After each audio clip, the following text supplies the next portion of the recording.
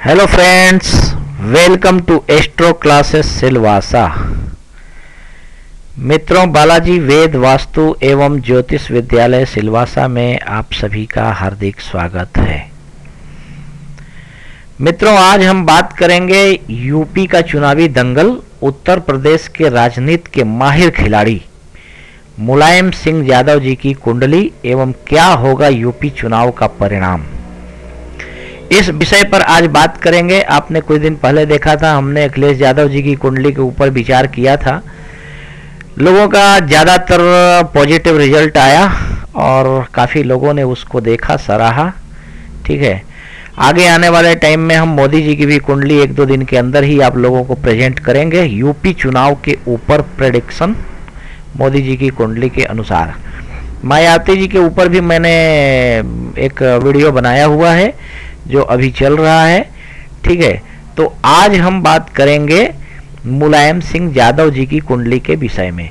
ये देखिए, मायावती जी की कुंडली, अखिलेश यादव जी की कुंडली, मोदी जी की कुंडली पर भी मैंने जो पीछे भविष्यवाणी की थी, क्योंकि उस समय मुझे वीडियो बनाने नहीं आता था और मैंने ट्विटर पे भविष्यवाणी की थी और ट्विटर वाला मेरा कोई सगा नहीं है कि मेरे ट्वीट को बैक डेट में डाल देगा मेरे कहने से।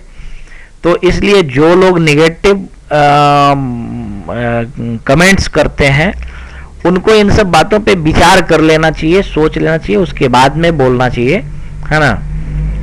तो हम केवल और केवल निष्पक्ष रूप से, हमारा कोई पक्षपाती मैटर नहीं है, हम निष्पक्ष रूप से और बहुत लोगों के कहने से, है ना। आप स्वयं देख लीजिए इन वीडियोज के कमेंट बॉक्स में कितने लोगों ने बोला है कि नहीं आप इनकी कुंडली यूपी के चुनाव में कुछ बोले, तो मैं बोल रहा हूं, ठीक है ना। तो आप जो है ऐसा बिल्कुल न सोचें और मुलायम सिंह यादव जी की कुंडली के ऊपर आज हम जो है वीडियो बनाने वाले हैं। यूपी इलेक्शन का डेट शायद ये है, इसकी प्रामाणिकता कितनी है वो मुझे नहीं पता, लेकिन election.in/उत्तर प्रदेश वेबसाइट के ऊपर ये डेट लिखा हुआ है। 11 फरवरी से लेकर के 8 मार्च तक चुनाव है और शनिवार को 11 मार्च को काउंटिंग होगा और फाइनल जो है 15 तारीख को शायद इसमें लिखा हुआ है, ठीक है ना, रिजल्ट। तो 300 या 403 है ना, 403 सीट्स हैं कुल।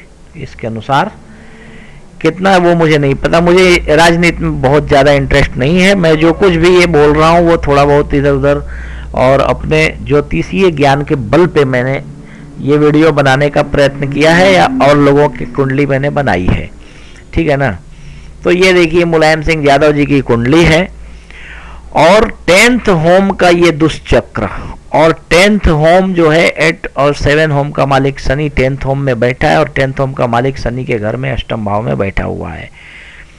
संपूर्ण राजयोग कारक मंगल और गजकेसरी योग का निर्मित होना भाग्य भाव में, लग्नेश और नवमेश की युति का होना। भाई अगर नवम भाव से पिता की भी स्थिति देखी जाती है और पुत्र की भी स्थिति देखी जाती है, पंचम भाव का मालिक मंगल पुत्र की स्थिति भी है, तो मुझे लगता है कि जो कुछ भी मुलायम सिंह यादव जी अभी कर रहे हैं, जैसा आपने देखा इलेक्शन कमीशन के पास जो है अपना कोई प्रमाण ही नहीं दिया, कोई पेपर ही सबमिट नहीं किया मुलायम सिंह यादव जी ने, तो बहुत लोगों को ये लग रहा है कि नहीं अखिलेश यादव जी जीत गए। बात मुझे नहीं लगता कि कुंडली के आधार पे भी और जनरली भी कि अखिलेश यादव जी जीत गए, बल्कि उनको उनके पिता ने जिताया। पिता का पुत्र के प्रति स्नेह जो है वो कम नहीं है और मुझे लगता है कि अखिलेश यादव जी की कुंडली पर मैंने 50-50 उनकी कुंडली के आधार पे, लेकिन अगर इनकी भी कुंडली उसमें इंक्लूड करके देखते हैं तो मुझे लगता है कि 50 से भी कुछ कम ही आने के आसार दिख रहे हैं। मैं ये नहीं कहता कि मेरे वजह से भाई या ज्योतिष की वजह से, भगवान करे उनको संपूर्ण सीट मिल जाए, मुझे उसमें कोई आपत्ति नहीं है। कोई भी राजा बने, प्रजा का पालन होना चाहिए, सबकी सुरक्षा होनी चाहिए, लेकिन जो जैसा करेगा वैसा भरेगा, ये संसार का सिद्धांत है, उसमें मैं कुछ नहीं कर सकता या कोई भी कुछ नहीं कर सकता। ठीक है, हमें प्रत्यक्ष रूप से भले ही जो भी दिखता हो, लेकिन हम जो करते हैं वही हमारे जीवन में आता है। तो मुलायम सिंह जी की कुंडली बहुत जबरदस्त है, काल सर्प दोष है इनकी कुंडली में, और काल सर्प दोष वाला व्यक्ति नेचुरली विश्वविख्यात हो जाता ही है। और गजकेसरी योग भी है इनकी कुंडली में, प्रतिष्ठा में 4 चांद लगा है, लेकिन इस शनि और केतु की युति के वजह से और मंगल का अष्टम भाव में जाने के वजह से जब जब इसकी दशा अंतरदशा आई इनके जीवन में, ये मुंह की भी खाए, नीचे भी गिरे, मुख्यमंत्री भी बने और नहीं भी बने, है ना। तो ये सब स्थितियां ग्रहों के उतार चढ़ाव की वजह से इनके जीवन में आई। और अभी की अगर बात करें तो प्रेजेंट टाइम में मंगल की महादशा चल रही है, मंगल की ही अंतरदशा भी फरवरी तक चल रही है। लेकिन अगर मार्च की स्थिति की बात करें तो मंगल में राहु चल रहा है, और अगर 25 फरवरी तक जो है राहु है मंगल की महादशा के अंतर्गत, और 5 मार्च तक गुरु रह रहा है, जो कि इनकी बेचैनियों को काफी बढ़ाएगा। चांडाल दोष बन रहा है, जिसके पास नहीं जाना चाहिए उसके पास भी इनको जाना पड़ेगा। तो ये तो अच्छी बात है कि भाई चुनाव में तो सबके पास जाना ही चाहिए। उसके बाद सूक्ष्म दशा में शनि आ रहा है, मंगल में राहु में शनि, मंगल में राहु में शनि। ठीक है, तो राहु तो यहाँ पे साइलेंट ग्रह मुझे लग रहा है, ये कुछ देने लेने वाला तो नहीं लग रहा है, लेकिन दूसरे भाव में बैठे हुए गुप्त तरीके से या गुप्त जैसे गुप्तता से गोपनीयता से राहु का बहुत ही संबंध है। ये राहु शुक्र का कारक ग्रह भी है ना, और शुक्र इनके कुंडली में ठीक ही ग्रह है, कोई दिक्कत नहीं है, शत्रु राशि जरूर है लेकिन शुभ ग्रहों के साथ उसकी युति है, तो ये भी ठीक है।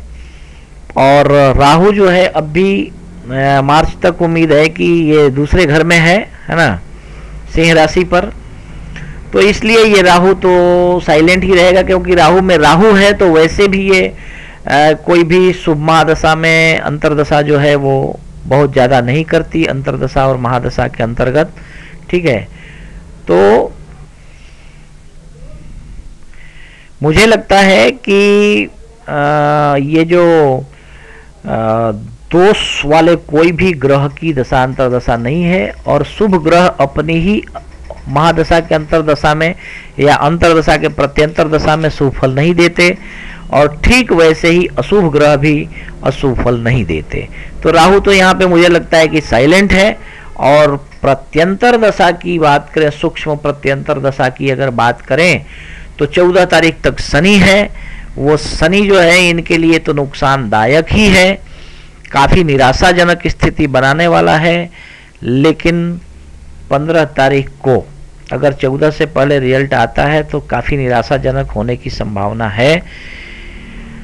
और अगर 14 के बाद आता है तो बुध इनकी स्थिति में आ जाता है, बुध भी इनका मार्केश है, लेकिन शुभ ग्रहों के संयोग से ये नपुंसक ग्रह जिस ग्रह के साथ बैठता है वैसा ही फल देता है, तो सूर्य के साथ बैठेगा और बैठा हुआ है, तो ये बुध भी बहुत खास कुछ करने वाला मुझे नहीं लगता, है ना, क्योंकि सूर्य भी बहुत ज़्यादा शुभ ग्रह तो है नहीं, त्रिकोण में केवल ये युति बन रही है। ठीक है, ये बहुत अच्छी बात है, प्लेसमेंट सही है दोनों का, लेकिन मंगल का प्लेसमेंट सही नहीं है।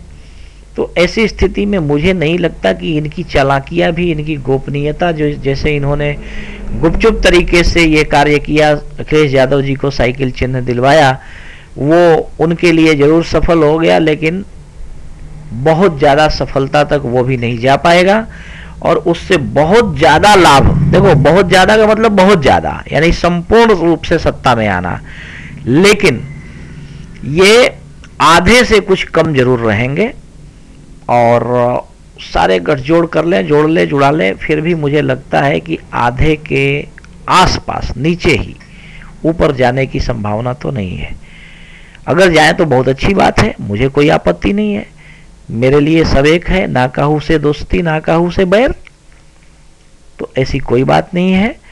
और लेकिन मुझे ज्योतिष के आधार पे अगर मैं बोलूं तो मुझे ये लगता है कि 200 से नीचे ही इनकी सीटें यूपी में आ रही है, वो भी इनके पुत्र के वजह से और इनकी चालाकियों के वजह से भी मान सकते हैं। ठीक है, तो ये चीजें मुझे दिख रहा है। बाकी आप लोगों को जो भी दिख रहा हो, आप जिस नज़रिए से देख रहे हो, देखने का भी अपना नज़रिया होता है। हमारा जो है वो नज़रिया ज्योतिष का है। हमारे लिए मुलायम सिंह यादव जी मात्र यहाँ एक जातक है, मैं एक जातक की कुंडली देख रहा हूँ। हो सकता है आपके लिए वो आइडल हो, इनको आइकॉन हो, है ना। तो ठीक है, देखते हैं रिजल्ट जो भी हो, उससे मुझे कुछ दावा नहीं है, कोई प्रेडिक्शन का अपना वो नहीं है। मैं सिर्फ और सिर्फ ज्योतिष के आधार पे स्वांतः सुखाय तुलसी रघुनाथ गाथा, है ना, गोस्वामी तुलसीदास जी ने राम के चरित्र का वर्णन किया। किसी ने पूछा क्यों इतना लिख रहे हो, बोला स्वांतः सुखाय। तो वैसे ही हम भी बस आप लोगों के कहने के आधार पे कर रहे हैं और यही हमारा ओपिनियन है। आप लोगों का जो भी हो वो भी वेलकम के योग्य है, मुझे उससे कोई आपत्ति नहीं है। ठीक है, तो आप हमारे YouTube के चैनल को सब्सक्राइब करें, हमारे वीडियोज को देखें, इसको लाइक करें और अपने मित्रों में शेयर भी कर दें अगर आपको अच्छा लगे।